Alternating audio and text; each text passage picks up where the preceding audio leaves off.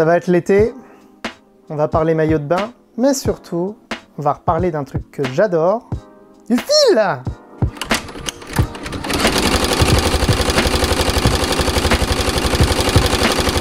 Ah, le polyamide, comme dirait Crédeville. Polyamide, ça me rappelle ce voyage au Maroc. Tu te souviens, il était polyamide. Arrête!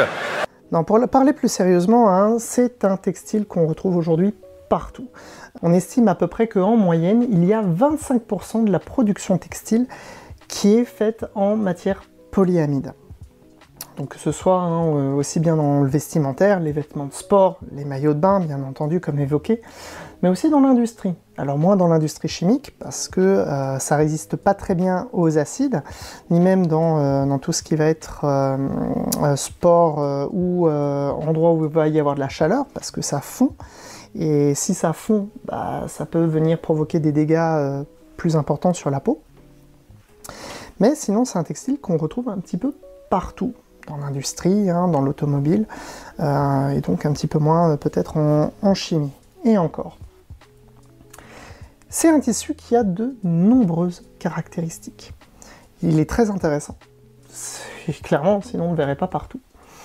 Dans l'histoire, hein, c'est un tissu qui vient plutôt tard hein, dans l'histoire du tissu, et qui est jeune au final. On estime que les premières matières polyamides, elles datent des années 30, à peu près 30-35, et il y a eu un gros boom après-guerre, tout simplement grâce à l'arrivée des bas en nylon. C'est vraiment le nylon qui a commencé à faire développer hein, cette matière et les recherches et développements sur cette matière. Ce qu'elle a d'intéressante, déjà elle est un petit peu imputrescible. C'est-à-dire que, vu que c'est du plastique issu du pétrole, donc le jour où il n'y a plus de pétrole, ça va être un peu compliqué, c'est vraiment plastique, donc ça se désagrège assez lentement. Petite note, essayez de ne pas les jeter à l'eau quand ils sont usés. Ce qu'elle a d'intéressant déjà, c'est sa structure. Donc elle peut être soit tissée, soit en maille, mais on va préférer justement l'avoir en maille.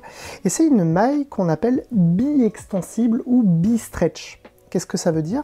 Ça veut dire que tout simplement, que je la tire comme ça, ou je la tire comme ça, voilà, sur le côté, je vais pouvoir la tirer en fait un petit peu dans toutes les directions. Voilà, c'est ça bi-extensible en fait.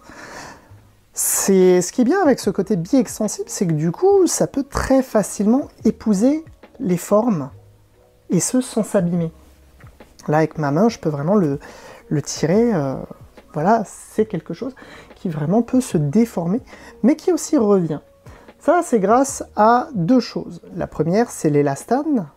Il y a beaucoup d'élastane là-dedans.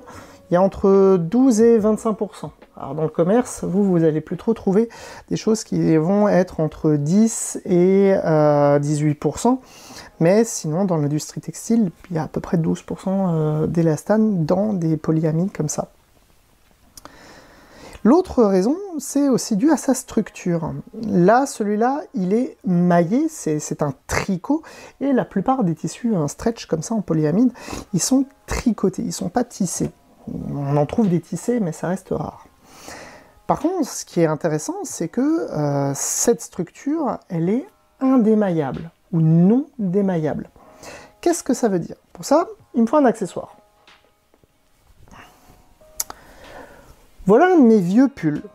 Et en fait, ce vieux pull, il a un trou. Il a un trou, je vous le cherche. Voilà, il est là. Magnifique trou dans mon pull.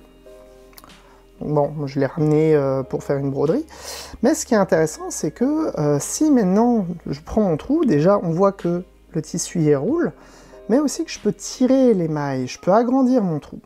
Un petit peu comme les pulls de laine que nous faisaient nos grands-mères, il suffisait d'avoir un accroc, on attrapait quelque part, on tirait et on pouvait terminer à poil. Dans le cas de tissu comme ça, polyamide, là vous voyez bien qu'il est coupé et pourtant je ne peux pas tirer la maille.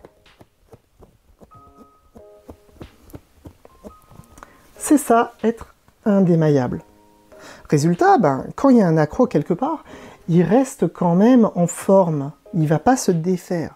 Et ça, c'est un avantage qui est fabuleux. Si maintenant vous avez un coton où il y a un accroc, ben ouais, les fibres peuvent partir. Là, non, c'est vraiment intéressant. Enfin, l'un des derniers avantages, c'est que il peut s'utiliser en droit, sur envers, et etc., etc. Il y a en fait deux parties, hein. Il y en a une ici qui est très brillante, et l'autre, si je le retourne, qui va être très mat. Ça va permettre pour les créateurs de pouvoir jouer sur les textures, les couleurs et la lumière. C'est un atout qui est vraiment pas négligeable, quoi. Bref, on en retrouve vraiment partout de ce tissu. Par contre, pour le coudre, c'est une autre histoire. Alors déjà, l'aiguille normale, vous pouvez me la virer, vous mettez une aiguille stretch. Parfois avec le jersey ça marche, mais honnêtement, pas assez sur du stretch. Parce que sinon, c'est une merde noire. Mais c'est dû à sa structure, qui est à la fois due au fait que ce sont des mailles, mais également à l'élastane. Pour ça, il faut que je vous montre une aiguille un petit peu faite en 3D et du fil. Voici une aiguille un petit peu faite en impression 3D, mais qui montre bien à quoi ressemble une aiguille en règle générale. Ici à l'avant, vous pouvez observer qu'il y a une rainure, une belle petite rainure. À l'arrière, il y a ici un petit morceau, tac, un petit renfoncement, l'aiguille est creusée. Ça va avoir pour effet que quand mon aiguille se pique, mon fil vient se coller dans la rainure, hein, et derrière, quand l'aiguille remonte, ben, tout simplement mon fil vient faire une boucle. Ma machine donne du mou et ça fait une boucle. Et mon crochet vient tout simplement prendre cette boucle-là, entre l'accroc et le fil. Maintenant, imaginez que j'ai de l'élastane. La pointe de mon aiguille, bah, tout simplement, elle va pousser des fibres d'élastane à l'intérieur. Résultat, qu'est-ce qui va se passer? C'est que les fibres qui vont venir sur mon aiguille, bah, elles vont venir un petit peu, pas polluer, mais écraser mon fil. Résultat, quand ça remonte, mon fil reste écrasé. J'ai moins d'espace pour prendre la boucle. Si maintenant je ne tiens pas mon fil, j'ai vraiment une belle boucle qui se forme. Tac. J'ai toute cette boucle-là qui se forme quand je remonte. Mais si mon fil est écrasé par des fibres d'élastane, ben, tout simplement, je ne pourrai pas, j'ai beaucoup moins d'espace. Résultat, mon crochet va venir passer derrière le fil et plus entre mon aiguille et le fil. Bref, c'est la merde.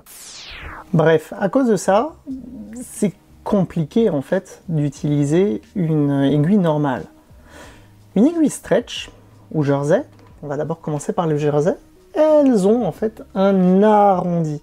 Résultat, les fibres en fait ne vont pas pouvoir venir se faire pousser par la pointe. Donc l'arrière de mon aiguille, ben, il ne risque pas d'avoir ces fibres auront glissé. Une stretch, c'est un petit peu pareil, c'est juste beaucoup plus arrondi et ensuite ça vient faire une sorte de colle, ce qui permet en fait de bien refermer la matière pour pouvoir tirer éventuellement les restes d'élastane qui peuvent se fixer sur mon aiguille. Mais ce n'est pas tout. Le fil a aussi une très très grande importance. Et pour ça, ben en fait, on va utiliser un fil normal, un fil mousse, et celui-là qui est magique. Mais pour l'instant, on n'en parle pas plus. On va se focuser d'abord sur notre fil mousse par rapport à notre fil normal. Voici un fil normal. Comme vous pouvez le voir, il est constitué en fait d'une lame sur laquelle on vient mettre une gaine. Allez, Thibaut, tu peux le faire. Les brodeurs connaissent bien en fait ce petit problème.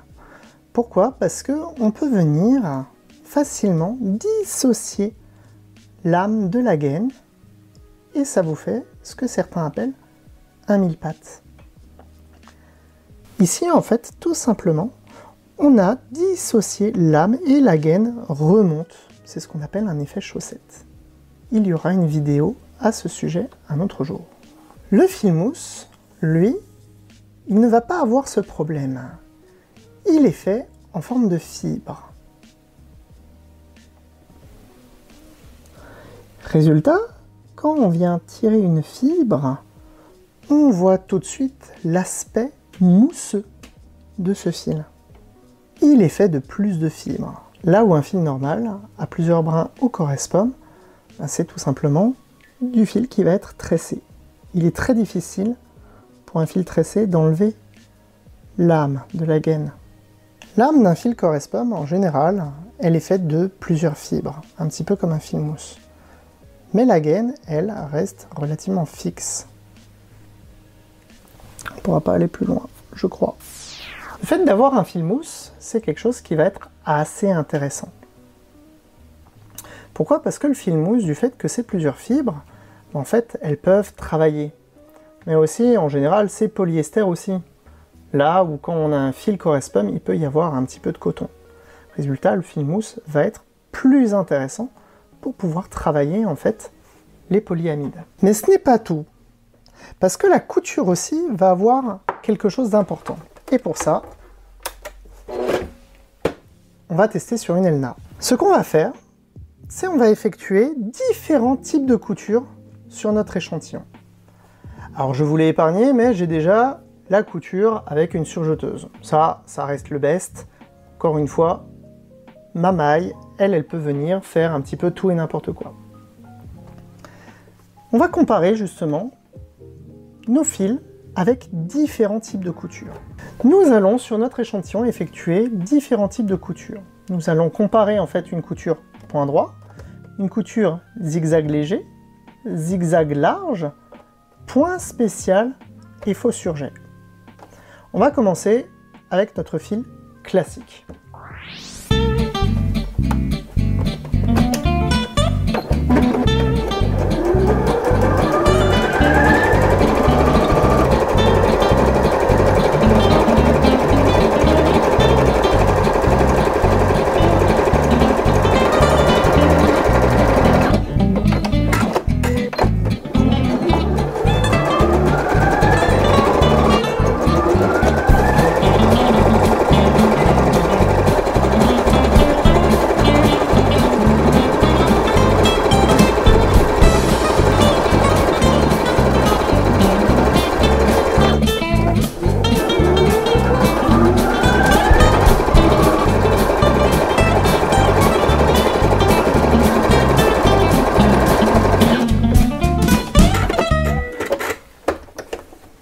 Nos échantillons sont désormais réalisés. Déjà, on peut noter une petite chose. Le fil mousse, en machine à coudre, vraiment éviter. Pourquoi? Parce que certes, il a cet aspect un petit peu plus volumineux, il est fait de fibres, mais on n'est pas sur une surjeteuse. Votre crochet, tout simplement, il risque, au moment où la boucle se forme, de venir prendre une partie des fibres. Et si au démarrage, votre fil n'est pas bien tendu, comme ça a été le cas lors du petit zigzag et du zigzag au plus large, on a quelques petits soucis. Ensuite, on peut remarquer que au niveau couture, un zigzag trop large fait gondoler le tissu. C'est vrai pour le tissu normal, c'est vrai pour le tissu mousse et c'est vrai pour mon dernier fil dont on n'a pas encore parlé. Pareil, en moindre mesure, mais avec le zigzag plutôt court, ça vient faire gondoler le tissu. C'est vrai pour nos 3 fils. On remarque que le point de surjet, il est bien réalisé dans quasiment tous les cas. Je ne l'ai pas fait pour le dernier, mais vous allez comprendre pourquoi après. Mais là, par contre, on est déjà mieux en utilisant un faux surjet. Et notre point droit, il est plutôt pas mal, quel que soit le truc. Enfin, ce qu'on appelle le point éclair, pareil, on a quelque chose qui est plutôt propre, et ce, dans les 3 cas. Sauf que, encore une fois, on est sur du polyamide. Et le polyamide, il est bistretch. On va donc tenir, et on va d'abord tirer notre premier échantillon.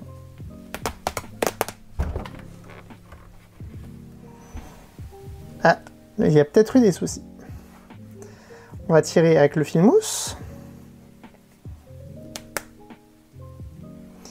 Et enfin, on va tirer avec notre fil spécial. Je peux pas plus. Hein. Bon, observons l'étendue des dégâts.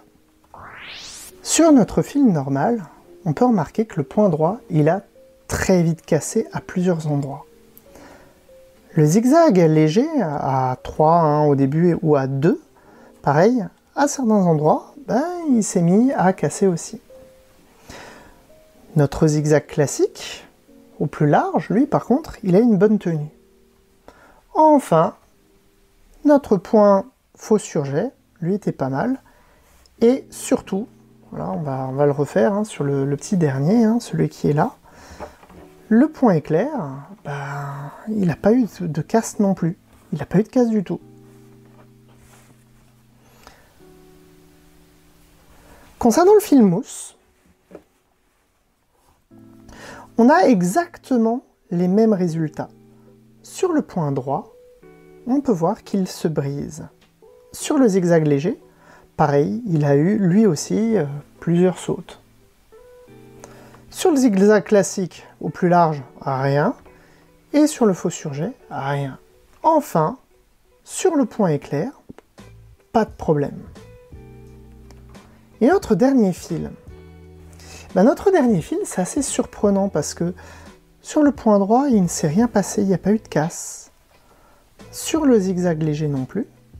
Sur le zigzag au plus large non plus. Et sur le point éclair non plus. Comme j'avais pas assez de place pour pouvoir faire le faux surjet, je vous l'ai épargné, mais je pense que vous avez compris ce qui se passe. Comme vous pouvez le constater, tous les fils et toutes les coutures ne se valent pas. In fine, si c'est pour coudre à la machine à coudre, le fil classique et le fil mousse seraient plutôt à proscrire. Quand on regarde aussi, le point droit ou le zigzag fin, comme beaucoup de personnes ont tendance à le croire, il serait à proscrire aussi. Sauf que faire vos coutures en zigzag large ou en surjet, à moins de vouloir donner de l'effet, c'est pas génial. Par contre, le dernier point, le point éclair, lui, il va avoir une vraie tenue dans la couture. Il est extensible. Le point éclair, en fait, il fonctionne de cette façon. Ma machine va faire un point en avant, un demi-point en arrière, un point en avant, un demi-point en arrière. Et ce de façon très légèrement décalée, pour pas qu'il y ait un fil sur l'autre. L'avantage, c'est que je vais avoir une couture qui va être un petit peu superposée comme ça. Quand mon tissu va s'étirer, tout simplement, avec l'action, mes fils, mes points vont venir s'aligner. Alors encore une fois, il ne faut pas aller dans l'exagération non plus. Si je vais trop dans l'exagération, voilà, je peux aussi le faire sauter. Mais sur quelque chose de normal, il tient très bien. Si vous voulez coudre des matières extensibles, utilisez du coup ce point jersey, qu'on appelle aussi point éclair, ou de façon plus humoristique, le point Harry Potter, puisqu'il fait des éclairs. Maintenant, penchons-nous un petit peu sur mon dernier fil. Celui-là, il a cassé à aucun endroit. Même en point droit. C'est le seul des trois qui a tenu. Ce fil, il s'agit de la gamme Seraflex de Mettler. Sa particularité, c'est un fil qui est élastique. Le Seraflex se comporte en couture comme un fil normal. Il a une certaine résistance. Donc il va pouvoir passer dans la machine sans que ça fasse un gros élastique qui va vous massacrer vos tensions. Par contre, dès qu'on commence à l'étirer, il va être lui aussi fait de façon en polyamide. Il va donc avoir cette teneur en élastane qui permettra aussi de s'étirer. Encore une fois, c'est pas un gros élastique qu'on peut étirer à l'infini, à un moment donné, ça reste un fil. Il a ce pouvoir de se casser également. Le Seraflex, il a quelque chose de magique sur les toiles polyamides. Pourquoi? Parce que justement, on peut l'utiliser en point droit, donc on a des coutures beaucoup plus belles, beaucoup plus propres, tout en ayant une capacité de résistance qui est un petit peu magique, hors du commun pour un fil. Si vous devez coudre des matières polyester, le Serraflex, c'est quelque chose de génial. Revenons à notre fil mousse, qui casse quand même un peu. Pourquoi on dit que le fil mousse, c'est bien pour les matières polyester? Tout simplement parce que le fil mousse, on va plutôt venir l'utiliser dans les surjets. Mon surjet, ici, il est fait en fil mousse. Résultat, il va être beaucoup plus englobant. Il va venir prendre de mon tissu.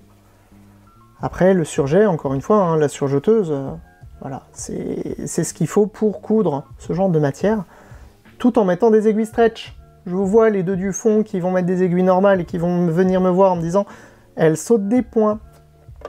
L'aiguille est importante, le fil est important, et le point est important. Retenez bien, pour coudre des matières qui sont hyper extensibles, à forte teneur en élastane, il y a beaucoup de facteurs. Alors certes, la machine est importante, ici on est sur une Elnas 560, c'est une excellente machine. Mais aussi, l'aiguille est importante. Mettez des aiguilles stretch. Le fil est important. Mettre un bon fil, c'est quelque chose déjà qui est crucial pour vos coutures. Mais voilà, aujourd'hui, la technologie textile nous réserve de belles surprises. Le Serraflex, c'est un fil que je recommande très fortement à toutes les clientes qui viennent me voir, qui veulent faire du maillot de bain. C'est un fil, c'est une technologie qui n'existait pas à l'époque, qui est émergente et qui vaut le coup, vraiment. Alors certes, c'est un petit peu cher, on va vous mettre le prix en bas, mais ça vaut le coup. Enfin, le point est important. Quand on veut coudre des matières extensibles, il faut adapter son point. Soit je vais jouer sur l'intensité de mon zigzag, soit si j'ai une machine électronique, je peux utiliser le point éclair. C'est des choses qui marchent. Retenez bien l'aiguille, le fil et le point. Pour toutes vos coutures, ce sont 3 trios gagnants et qu'il ne faut pas négliger. J'espère que ce test vous a plu, j'espère que l'histoire un petit peu rapide du polyamide vous a plu. Puis moi, je vous dis à bientôt. Ciao!